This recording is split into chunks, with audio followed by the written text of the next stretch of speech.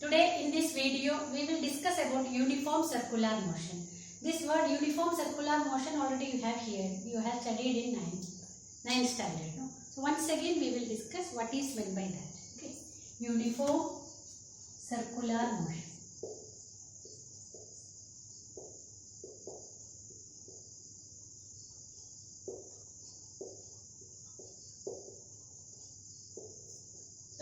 We can easily define, we can club uniform motion and circular motion together, then we can define uniform circular motion.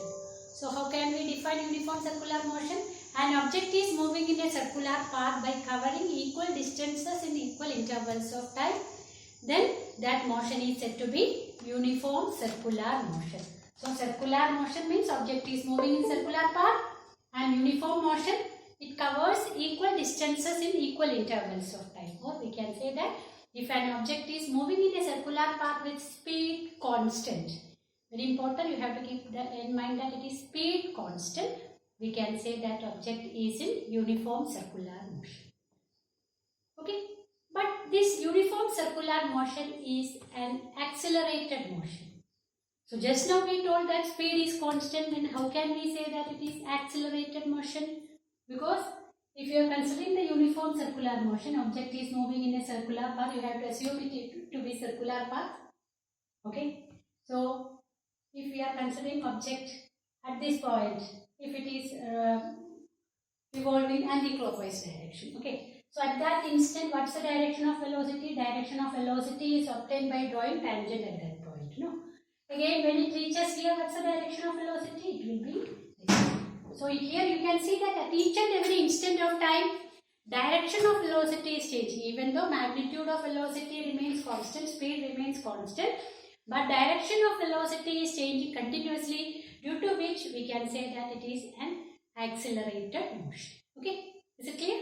Accelerated motion because of the variation in direction of velocity at each and every instant, even though magnitude of velocity remains same. And here we will discuss some terms related to uniform circular motion that already you might have studied in, or we have already discussed in that chapter, dimension.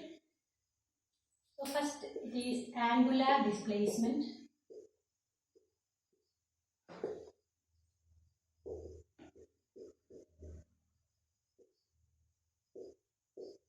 Angular displacement, normally we used to represent it as delta, theta, or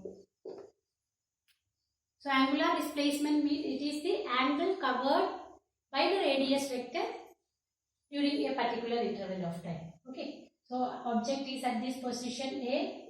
After some time, if it reaches the position B, so the angle covered by the radius vector. So this angle during a particular interval of time, we can call it as angular displacement. Okay. And what is the unit of angular displacement? Unit of angular displacement is radian. Okay. Unit, we can write it as radian. Radians. Okay. SI unit is radian. You can write it as degree also, but in SI unit we are writing it as radian. Next comes angular velocity.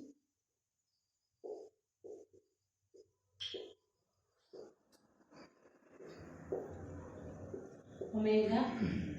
So angular velocity omega is equal to rate of change of angular displacement.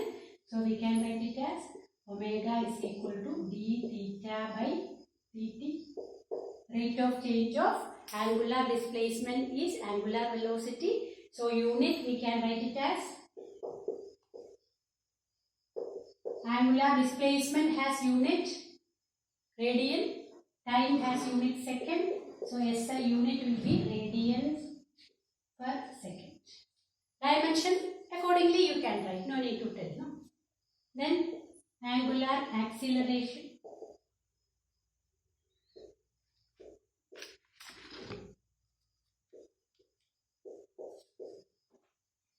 Angular acceleration alpha.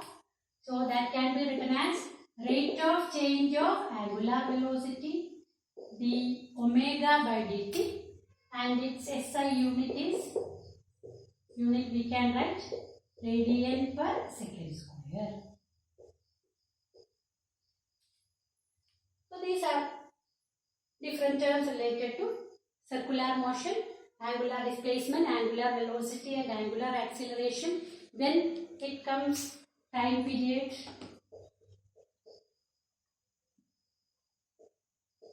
So what is meant by time period? Time taken to complete one revolution. Okay. Time taken to complete one revolution, and it is used to represent it as the unit. What's a unit? Seconds. No. SI unit, we can write it as seconds. And next comes frequency.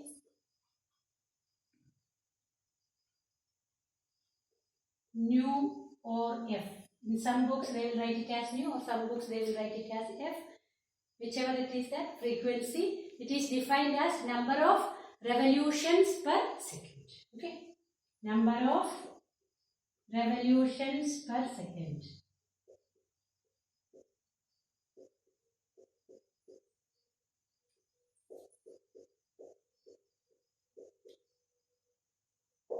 Number of revolutions per second, and its SI unit is hertz. Number of revolutions per second. That unit we will call it as hertz. Okay. Now we can discuss the relation between time period and frequencies.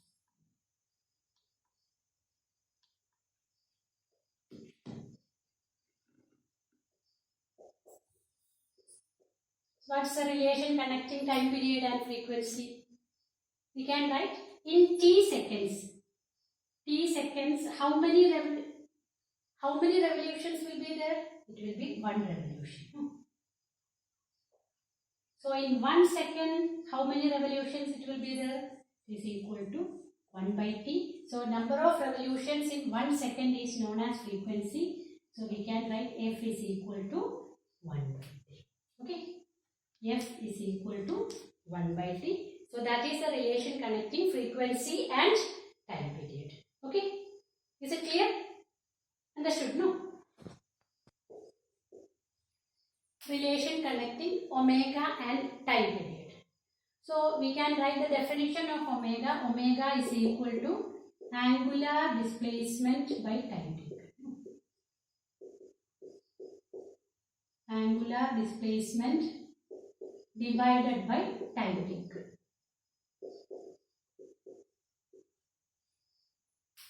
So if time taken is t, t means one time period. During one time period, what will be the angle covered? Angle covered will be 360 degree. No, if it starts from here, finally it will come to here. So the angle covered will be 360 degree or 2 pi radian. No? So we can write angular displacement will be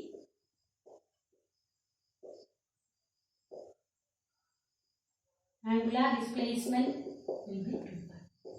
So in t seconds, the object will cover or it will complete one revolution. So the angular displacement in that case will be 2 pi. Okay. So we can write omega is equal to angular displacement is 2 pi. So 2 pi by t. Okay. So this is the relation connecting angular velocity and time period. And again we know that 1 by t is equal to frequency.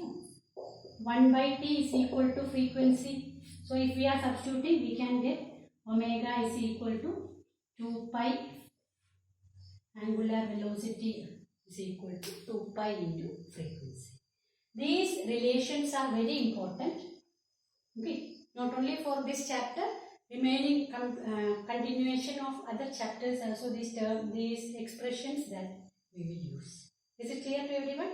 Okay.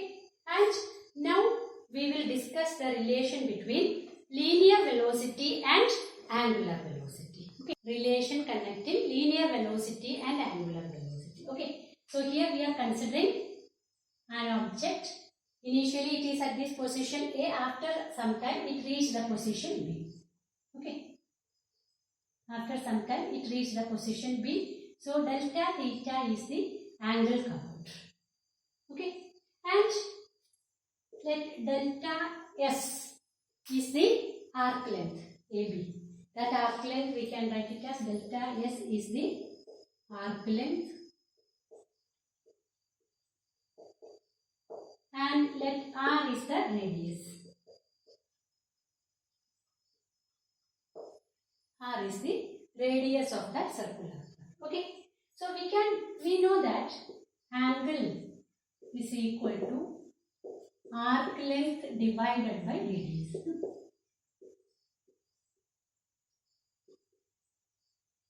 Angle covered or angular displacement is equal to arc length by radius. So here we can write angular displacement is delta theta.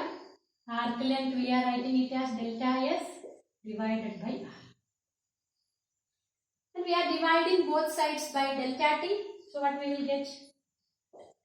Delta theta by delta t. You can write dividing by delta t.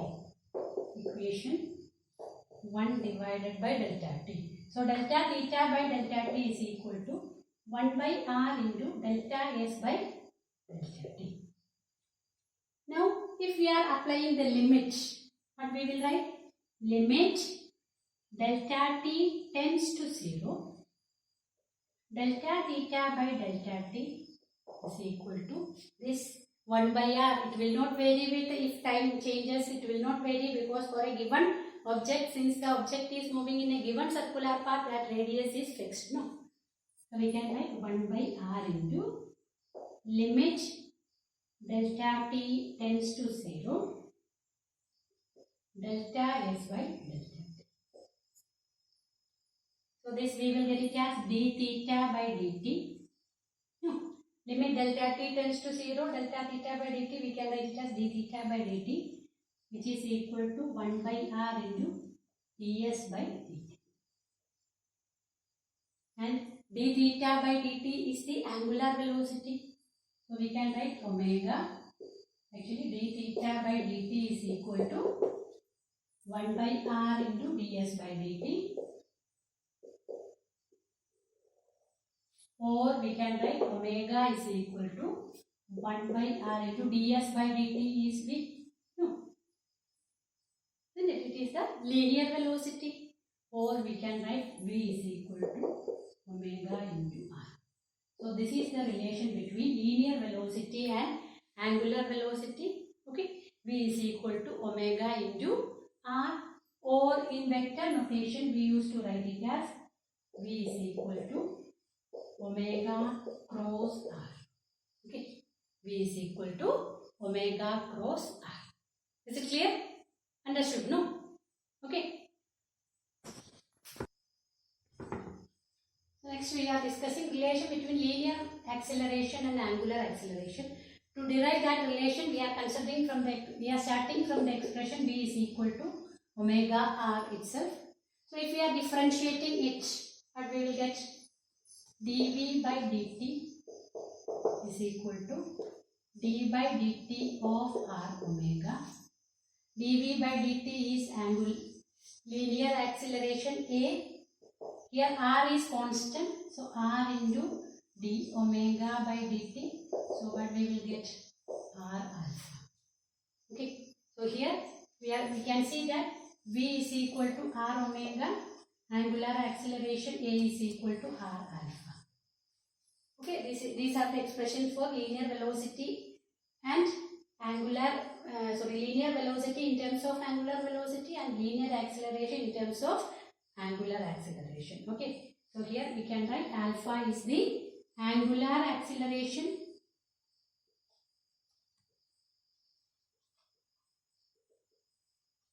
and A is the linear acceleration.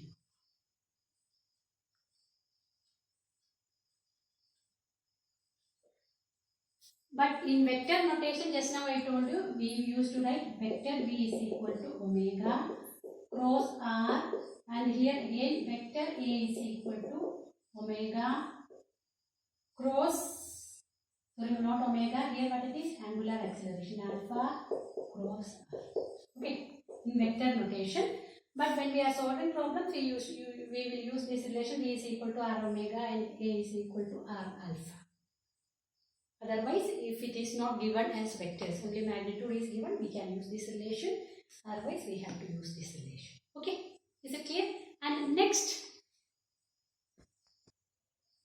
we will discuss about centripetal acceleration. So, what is meant by centripetal acceleration? If an object is moving in a circular path, the acceleration experienced by the particle, that acceleration will be towards the center. That's why it is known as centripetal acceleration. Acceleration towards the center, acting towards the center. That's why it is known as centricity. That's why it is known as centripetal acceleration. Okay. And here we are going to discuss an expression for centripetal acceleration. Already we discussed why there is acceleration even though magnitude of velocity or the speed remains constant. At each and every instant, direction of velocity is changing. That's why it is known as centripetal acceleration. Okay. For that, an object we are considering, it is moving in a circular path. Let at a particular instant of time that object is at this position P, and after some time it reaches the position Q.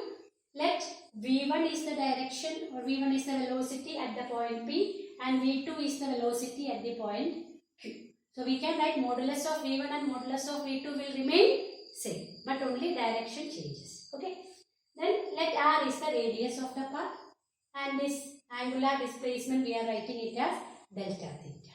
Up to that it is clear, no? So we are considering an object moving in a circular path in anti-clockwise direction. At an instant of time, let that object be at this position P. After some time it reaches the position Q. Let V1 and V2 are the velocity vectors at that positions, and R is the radius and delta theta is the angular displacement. Okay, is it clear? So to find the expression for acceleration, to find the direction of acceleration, what we have to do, we have to consider these two vectors, no? So we are taking V1 vector and we are keeping exactly parallel, we are arranging a vector that we are marking it as V1, again V2 exactly parallel, and we are keeping it here. Okay, so we can write delta V is the change in velocity, and that can be written as V2 minus V1. Vector V2 minus vector V1. So by triangle law of vector addition, we can write vector AB plus vector BC is equal to vector AC. From that we are getting it as delta V is equal to V2 minus V1. Okay, because delta V, you can write V1, if you want you can write vector V1 plus delta V is equal to vector V2, or we can write delta V is equal to V2 minus V1. So here you don't write V2 minus V1 is 0. Even though they are having same magnitude, directions are different. Okay. So delta V we got. So you can see that the change in velocity, delta V has the direction, it is acting towards the center. Since delta V is acting towards the center, no doubt we can say that acceleration is given by delta V by delta T. So it will be also acting towards the center.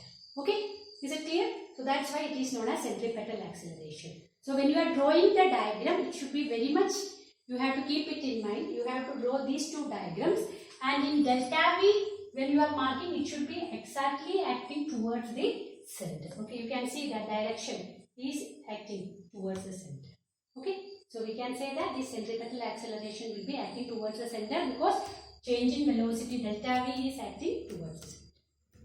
Now we can consider these two triangles, triangle OPQ and triangle ABC. We are considering these two triangles, triangle POQ and triangle ABC. We can see that these two sides are same. OP is equal to OQ. Similarly for this also AB is equal to AC. Magnitudes are same. No? Then this angle delta theta, both are having same angle. Now you may think, how is it possible? Because the angle made by the radius vector and the angle made by the tangents at the corresponding points will be equal. These are the two tangents, V1 and V2 are the tangents at this position. So these two tangents will make the same angle as the angle made by the radius vector at that position. Okay, so we can write this angle also delta theta. Is it clear? So angle made by the radius vector will be equal to the angle made by the tangents. Okay, is it clear? So these two angles we can write same. Then these two sides are equal. So we can say that these two triangles are similar triangles. So in the similar triangles we know corresponding parts are proportional. So we can write PQ by OP is equal to, can write the triangles are similar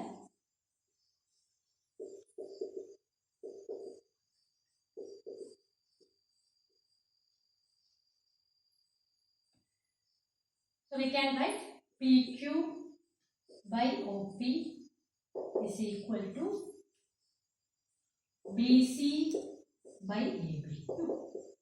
PQ by OP is equal to BC by AB. And what is PQ? PQ is the linear displacement delta S. Since this arc length and this straight line distance we are considering it to be equal. Okay. PQ is delta S, and what is OP? OP is radius R, and BC, what is BC? It is delta V, magnitude only we are considering here. And what is AB? AB, velocity V. So we are writing modulus of V1 equal to modulus of V2 is equal to V, where V is the magnitude of velocity. Okay. Is it clear? So delta S by R is equal to delta V by V, or we can write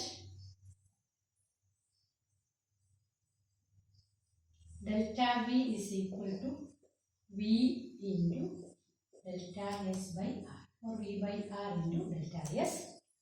We are dividing both sides by delta T, dividing by delta T.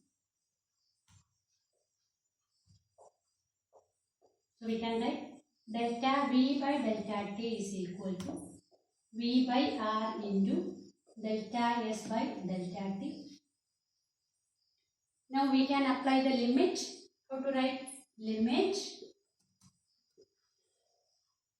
delta T tends to 0. Delta V by delta T is equal to V by R into limit delta T tends to 0, delta S by delta T. Okay. And what is limit delta T tends to 0, delta V by delta T? We can write it as dV by dt. Here V by R into, here we can write it as ds by dt. dV by dt we can write it as acceleration. V by R into, what is ds by dt? It is the linear velocity V. So what we got? A is equal to V square by R. So this is the expression for centripetal acceleration. What you got? Centripetal acceleration is equal to V square by R. Okay. So when it is asked to derive the expression for centripetal acceleration, these two diagrams are important, and there you have to clearly specify why these two triangles are similar triangles and why these two angles are same, and you have to show the direction of centripetal acceleration. It is acting towards the center. You have to show delta V is always acting towards the center. At any instant, here we consider these two instants. At any instant, if you are considering also, the centripetal acceleration will be always acting towards the center. That's why it is known as centripetal acceleration. And the expression for centripetal acceleration is given by V square by R. Okay, is it clear? So here we can see that a body of mass 10 kg revolves in a circle of diameter 0.4 meter, making 1000 revolutions per minute. Calculate its linear velocity and centripetal acceleration. Okay. So here diameter is given. You can write diameter is equal to 0.4 meter. So radius you can find 0.4 by 2, which is equal to 0.2 meter. Then mass is given 10 kg. And what quantity is this? 1000 revolutions per minute, which means frequency is given. So we can write F is equal to 1000 by 60. 1000 revolutions per minute. Okay. So in 1 by 60, by it is 1 minute. Okay. So you will get it as 100 by 6 or 50 by 3. It is the frequency. Now what you have to find? You have to find the linear velocity. So you know the relation, linear velocity is equal to r omega, and omega can be written as 2 pi f. So r value is there 0.2 into 2 pi into 50 by 3. Okay, what you will get? 50 into 2, you will get 100. So you will get it as 110, no, 20 by 3. No. Okay, 20 by 3. That is the linear velocity. So what will be the unit? All quantities we are representing in SI unit. So you can write velocity is equal to 20 by 3 pi meter per second. Now you can find centripetal acceleration. How to find centripetal acceleration? Centripetal acceleration is equal to v square by r. V you know 20 by 3 pi the whole square divided by r. What is the value of r? R is 0.2. We can write 20, what you will get? 400, no? 400 by 3 into 2 into 10 raised to minus 1 pi square. So this can be cancelled. You will get 200. 10 raised to minus 1, when it will go to up, it will become 10. So what you will get? Centripetal acceleration, you can write it as 2000. So this is not 3 here. 3 square is there. So you will get it as 9. 2000 by 9 pi square. Okay. So this is the expression for the acceleration, centripetal acceleration. Okay. Is it clear? Now we will discuss the next one. So here it is given a body of mass 0.4 kilogram is whirled in a horizontal circle of radius 2 meter. Okay. So it is rotating. It is in a circle of radius. What it is given? Radius is 2 meter. It should be circle only. Okay. With a constant speed of 10 meter per second. So radius is given 2 meter and speed is given 10 meter per second. What you have to find? You have to find omega, then frequency, then centripetal acceleration. These things you have to find. Okay. So you know the relation between v and angular velocity. V is equal to r omega. So omega is equal to v by r. V is 10 meter per second and radius is 2. So we can write 5. And what is the unit? It is angular velocity. You can write 5 radians per second. Okay. Is it clear? Then what you have to find? You have to find frequency. You know the relation. Omega is equal to 2 pi f. So frequency is equal to omega by 2 pi. Omega value you know. Omega what it is? 5 divided by 2 pi. Okay. And what is the unit? Unit you can write it as hertz. Now what else we have to find? We have to find the centripetal acceleration. So centripetal acceleration is equal to v square by r.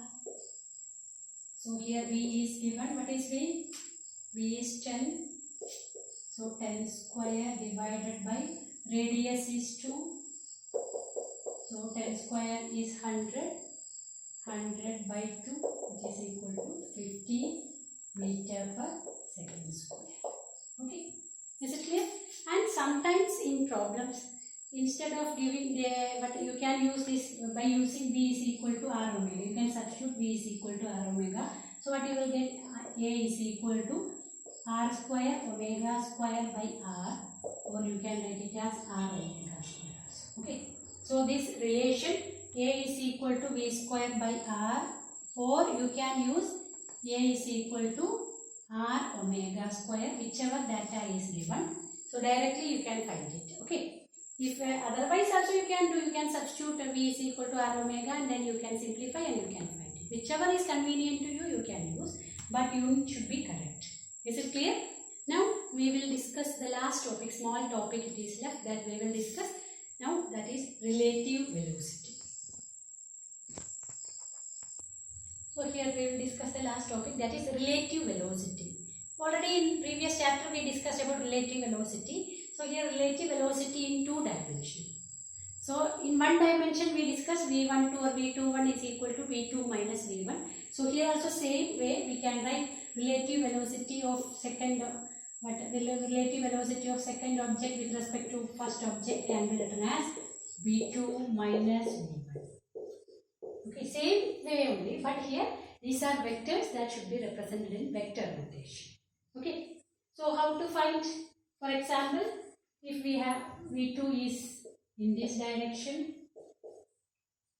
and if V1 is in this direction, how to find V2 minus V1? So minus V1 will be in this direction. So V2, these two vectors, its resultant we have to find, then we will get the resultant vector V21. Is it clear? So resultant vector V21 we will get by finding vector V2 minus vector V1. Okay. In various examples are there in daily life also we can see, if a person is walking in rain and rain is falling vertically downwards, person is moving horizontally. So in which direction he has to hold umbrella? If he hold umbrella vertically or straight, more chances of wetting. No, so that umbrella should be kept in its landing position. Because of this, by using this term we can say relative velocity, we can say why it should be held by making some angle with the vertical or horizontal. Okay, for example, person is moving, man is walking in this direction. Okay, so Vm is the velocity of the man and rain is falling vertically downward direction. So here we have to find relative velocity of the Vm is the velocity man walking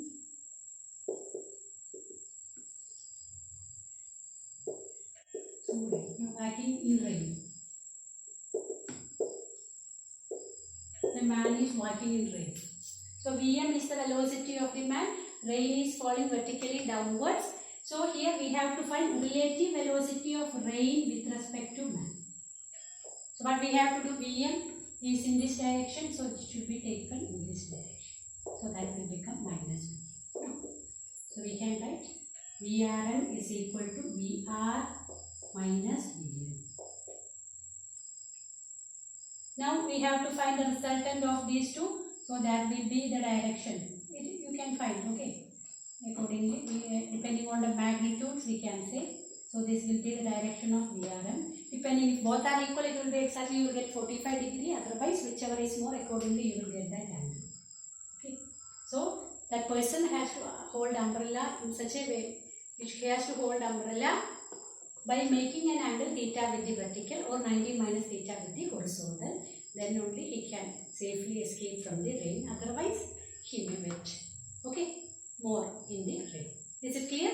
So this is the way of solving problems. Here, no need of telling about this because already we discussed about a resolution of vector. That's why I am not going to that. How to find this angle and those I am not telling. I think all of you understood what is meant by relative velocity and how we are finding relative velocity in 2 dimensions. So actually this how we are getting? We are getting Vr plus minus Vm. That's why we are changing into this. Okay, so 2 vectors are there.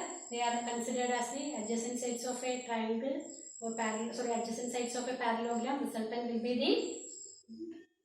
the diagonal of the parallelogram passing through that, and angle also you can find. Is it clear?